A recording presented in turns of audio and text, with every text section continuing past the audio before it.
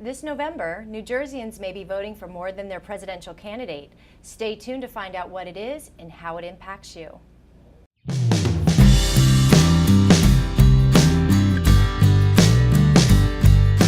Welcome. I'm Lisa Allen. Thank you for joining us for As a Matter of Fact.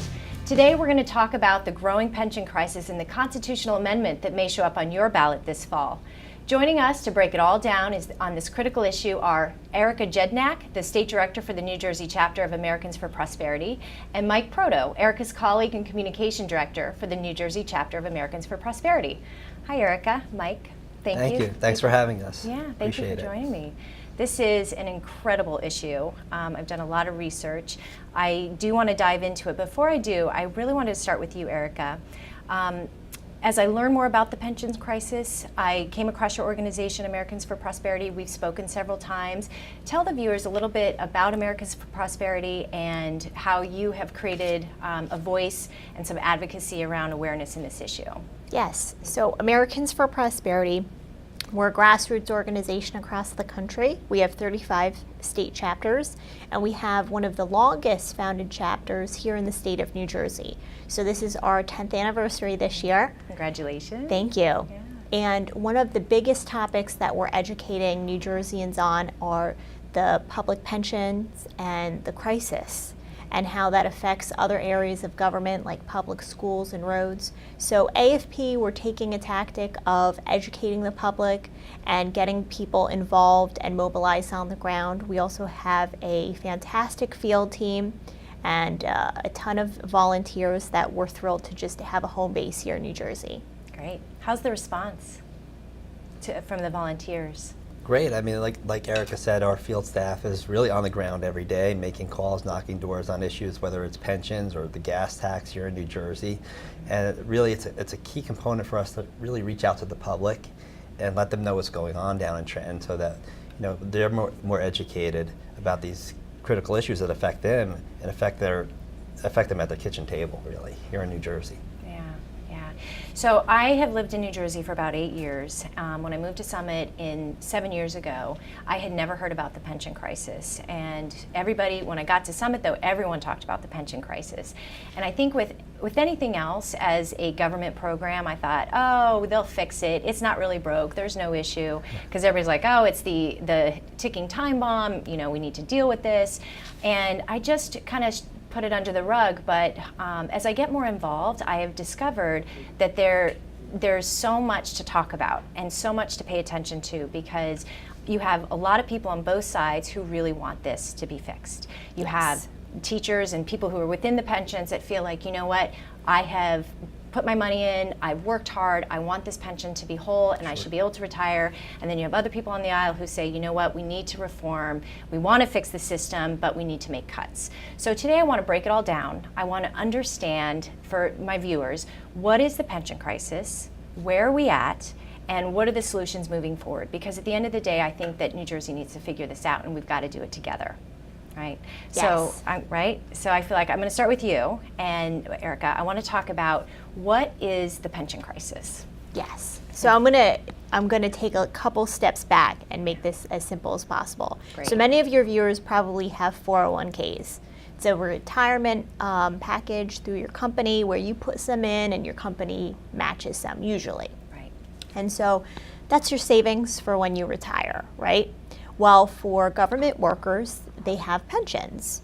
Now, here in New Jersey, many federal government employees, actually, for example, Picatinny, they've all moved to 401ks. What that means is the contribution, right?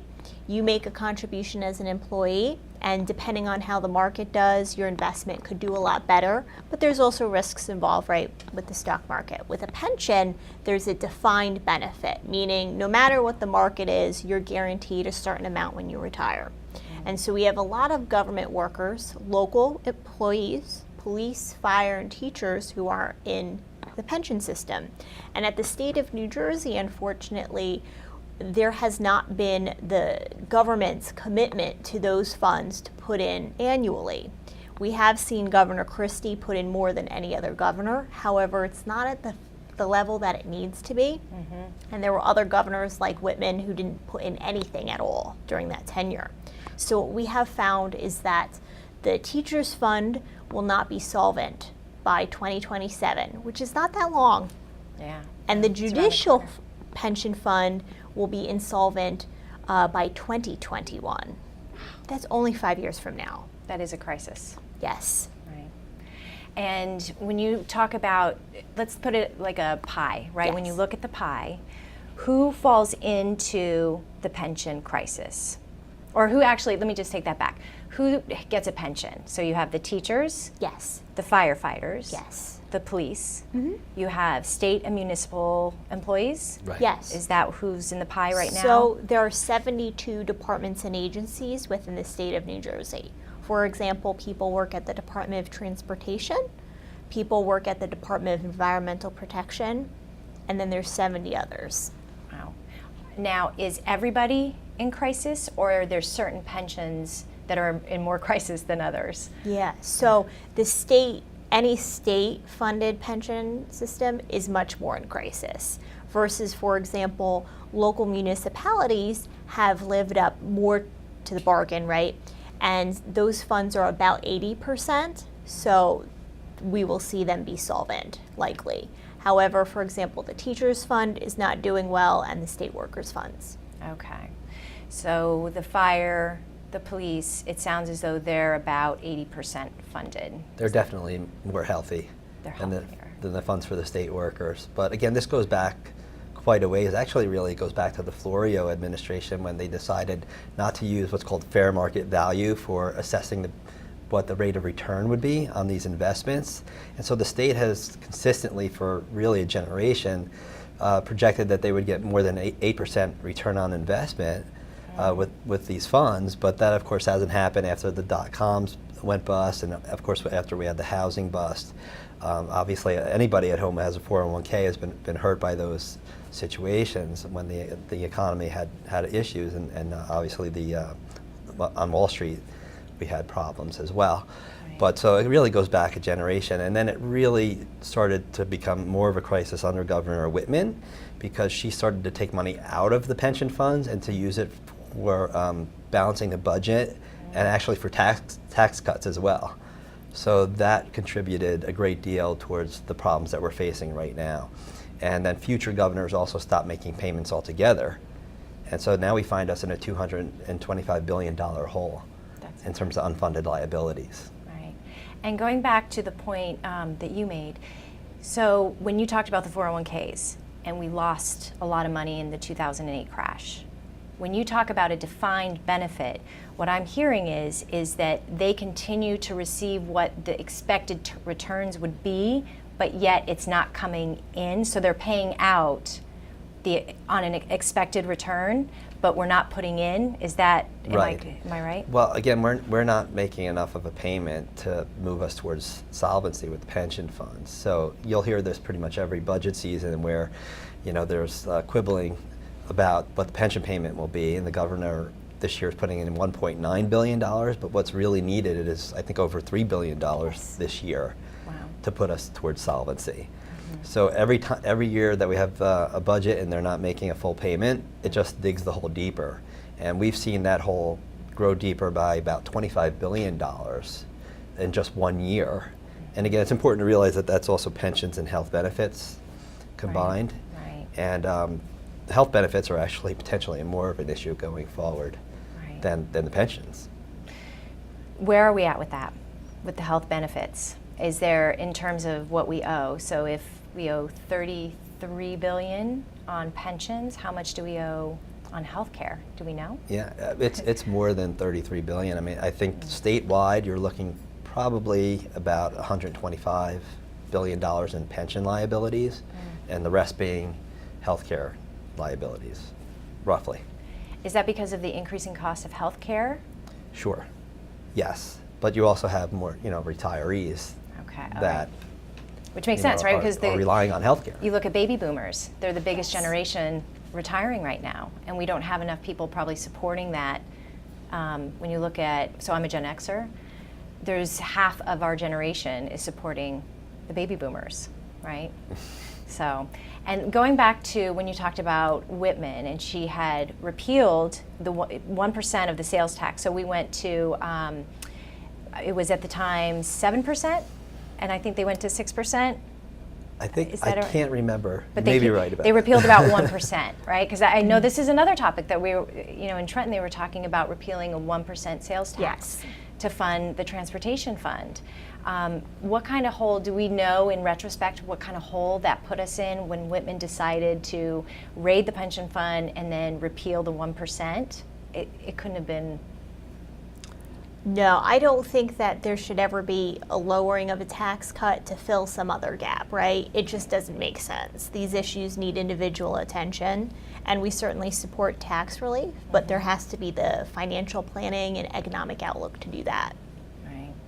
So the pension crisis is that we are significantly underfunded. It's the state pensions that are in the biggest trouble. It's not necessarily the municipals and the county. Right. Right? Correct. We were supposed to fund $1.9 billion this year. About $700 million went in, right? Actually, the payment is $1.9 billion. Oh, it is. And it was supposed to be over $3 billion. That's okay. the actuarial payment that would be required. So that is the kind of situation we've seen really year in and year out with pension funds. It's just underfunded. Right. And essentially, we have been taking money from the pensions to balance budgets and fill tax break gaps for the last 20 years? Probably about 20 25 years yeah. or so, Right. at least the last 20. So this is a compounding problem that what happen is when you're not making payments, you're also accruing interest of monies not being in the account, right? Yes, That's as correct. well as expanding benefits. And that's one of the things we've seen as well, which is really hard for people, I think, to hear or even discuss, is that at the same time some of these benefits have been expanded when in the private sector they've been reduced. Right, okay. Where do we rank around the country in terms of our pensions? We are just about last, so we're comparable with California and Illinois. We just took a look at the Mercatus Center, their rankings of economics in the country, and we are ranked 49th. 49 out of 50 That's incredible. because of our amount of debt and liabilities. That is scary. Okay, why are we so worse off? I mean, are there states getting it right?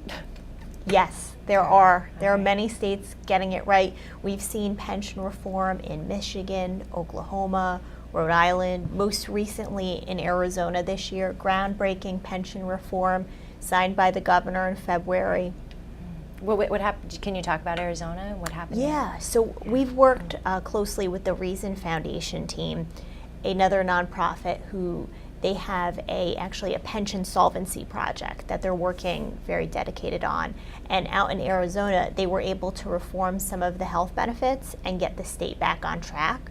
So it's a combination of making some reforms for the current benefits and also new employees so that we're on a successful track moving forward. Okay. And you'd mentioned the constitutional amendment, because we're going to get to that. In New Jersey, Right. the reason why we're talking about this is, and which kind of it piqued my interest, is that there's going to be a constitutional amendment on the ballot, potentially, Yes. in November. You mentioned that happened in Arizona. Well, I think Or- you might or be able to Erica touch on mentioned. that a little bit. Okay. Yeah, more it will than- be happening. Okay, Yes. It will be. Yes. So we are actually, I'm trying to think how this would be. In Arizona, they had already years ago had a constitutional amendment on the ballot that passed that froze all benefits. So basically there could be no reform. They have to put it back on the ballot again for the public to approve this year. Okay. All right. And so now what we're warning New Jerseyans is this is a crisis, we have to address it, but we do not agree with the current ballot measure because it would freeze everything. Okay. There's no space for reform. So let's talk about that. Yeah. What is the constitutional amendment? Yes. So this will likely be on the ballots this year. There still needs to be a second legislative vote by August 15th, but we do expect it to get on the ballot this year. So on your ballot, it would basically say, do you agree with this constitutional amendment to fully fund the public pension system And what that really means is it's going to go in the Constitution, and before any public school funding, before any road school funding, it would be constitutionally dedicated. So, again, we absolutely agree with pensions, making that commitment, but we need a plan to do so. The gap where we would see in the first years between $4 and $5 billion that New Jersey would have to make up. At this point, no one knows where to get an extra $4 or $5 billion. It would have to be in drastic tax hikes or drastic spending cuts. You'd have, and probably a combination of the two to put that forth. Right. So just repeating for the viewers, so the constitutional amendment is you'll put a referendum on the ballot in November that says we need to make our required lawful payments to the pension. That's correct. And it comes before anything else in the state budget. Correct. If the pension isn't whole, which we know it's not, Yes. and the payments can't come out of the pension fund, that would mean that the state budget out of the general fund will cover the remainder of the payment that needs to be Right. made. Is I that think right? this is the critical point. The money isn't there. Again, we're making a $1.9 billion payment this year when the full payment would really need to be over $3 billion. And now we're looking at a payment that could be $5 or $6 billion by time 2021 is here, and the constitutional amendment says we have to make that full payment. And quite honestly, there's not a great deal of will in Trenton to make spending reductions. When we're at home and we have a tight budget, we need to make those cuts to our family budgets. Trenton doesn't like to make spending reductions. That really leaves only one option, which is really massive tax hikes, and it won't just be on wealthy New Jerseyans. The money isn't there. It would have to be on middle-class families here in the state, and that's what we're really greatly concerned about with this amendment. So, some critics would say 2011 there was a law that came out. Christie had said, I'm going to fund the pensions by law. Tell me if I'm wrong, but I think what happened during that time was he said, we will fund the pensions on this, they made a stipulation, whatever those 7-year step. Yes, it was a 7-year Correct. step, and then the teachers had to, or whoever, I don't know if it's just the teachers, but they would have to make additional All state contributions. employees. All state employees, okay, would Yes. have to make contributions, in which they did, right? Everybody made their contribution. So knowing that they made their contribution, 2 years later, there was a revenue shortfall in New Jersey. He couldn't make the payment. So could you possibly say, you know what, put it on the ballot because we're not meeting our obligation? Yeah, so then the talk was move it to a 10-year step.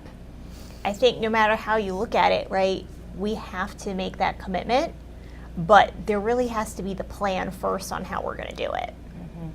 Right.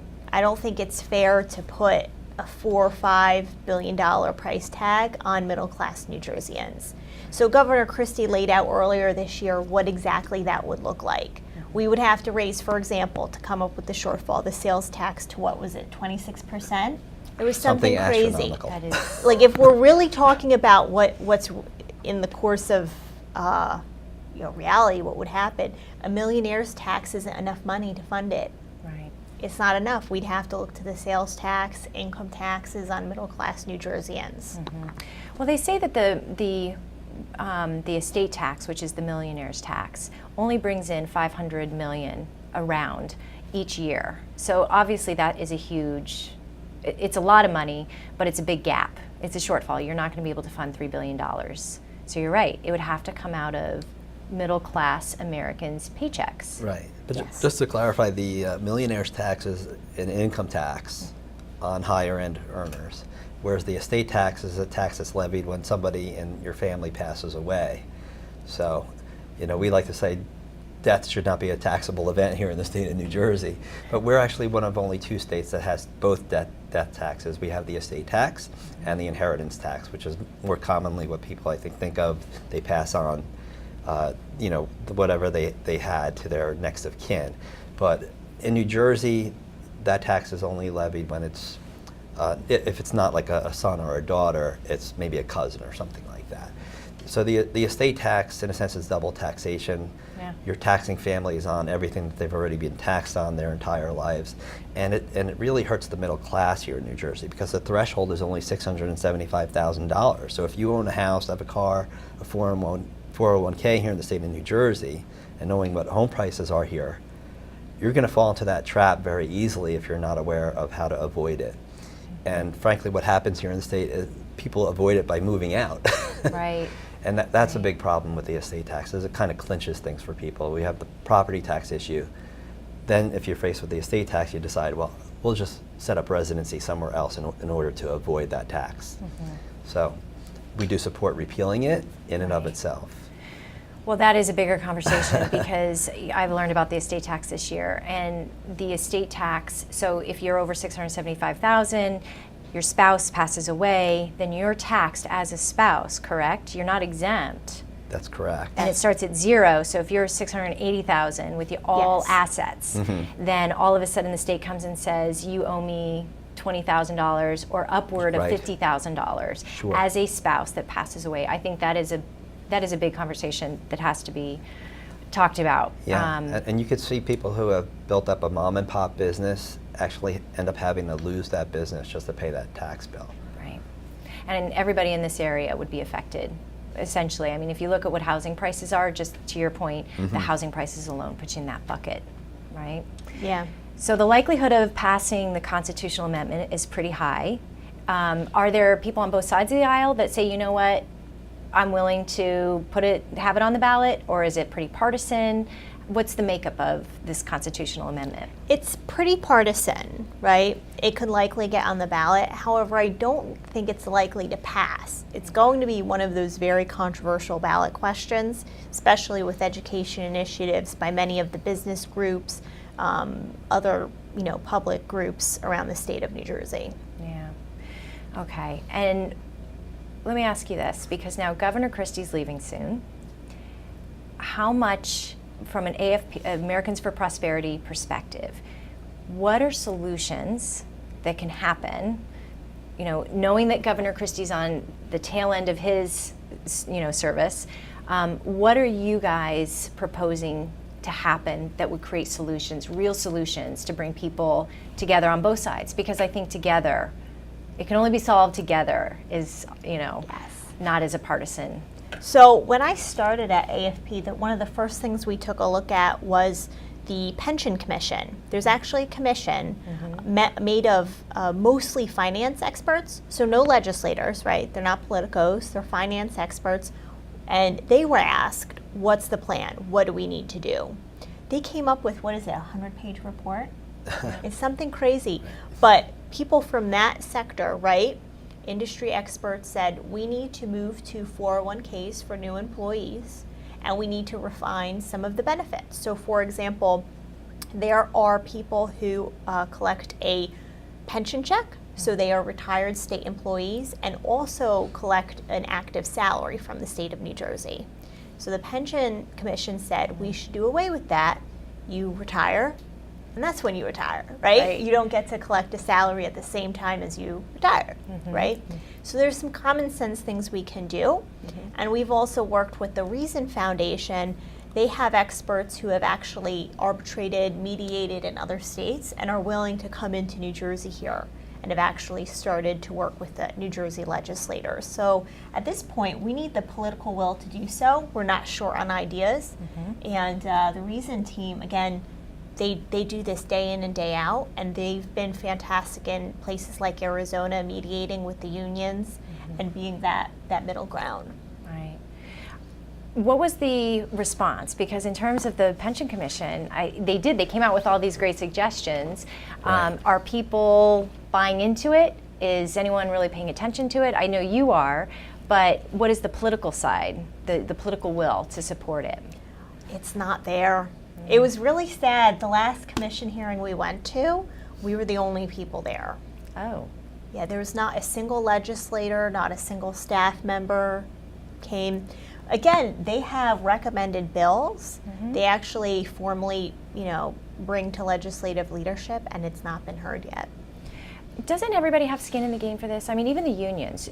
When you talk about 2021 and 2025, or 2027, sorry, yeah. Right. being the end game, Yes, shouldn't everybody have skin in the game to show up and say, we want this to happen? absolutely. Absolutely. And so what we're trying to find is consensus from both sides that we need some reforms, and we also have to make that commitment and that obligation to people, right? They've put in for their retirements. So we need to have some middle ground here. Right. Again, it really isn't a partisan issue, and we're really trying to press for some political will here to just come to the table and come to a fair solution that, yes, it guarantees government workers their check when they retire, but also doesn't hurt taxpayers. But again, as we've mentioned, some of these funds are really on the horizon, just around the corner, are in deep trouble, and we need to come to the table now. And I'm afraid with this pension amendment that we're just losing more time. Right. And I think it's unfortunate that this is the road that we're now traveling down, potentially. We would much rather see a legislative solution come about where all stakeholders come to the table and do so in a fair way. Yeah, I agree. I think too, you're also dividing the middle class into two sections, right? So you have people who are burdening, who feel as though they have to pay for it, and then you have the other half of the middle class who are working with their pensions, and they're like, I've done what I need to do, right? Sure. So I've worked my job, I should be paid for these pensions, and figuring out a consensus to come together and say, you know what, we all are in this. I love my teachers. I just don't want to pay 26% sales tax, and kind of figuring out, because there's other issues that I'm going to bring you back for. We have the transportation fund is going bankrupt, which also the amendment would put a strain on that, figuring out how to solve that. So I'm so appreciative of your time today. More to come. I'll bring you back, hopefully in November. We'll talk about what the results were and what you're going to be doing moving forward in terms of dealing with the estate tax, right? So thank you so much for being on and sharing, breaking down the issue for us. Great. Thank All you right. for having Thank you us. so Yeah, much. thanks, Erica. Thank you. Thanks, Mike. All right. Okay, and thank you for joining us today for As a Matter of Fact. I'm Lisa Allen, and I look forward to having you back next month for more discussion on New Jersey, jobs, and issues that matter most to you. Don't forget to find us on Facebook and go to our website, www.hometowntv.org. We'll see you next month. Thank you.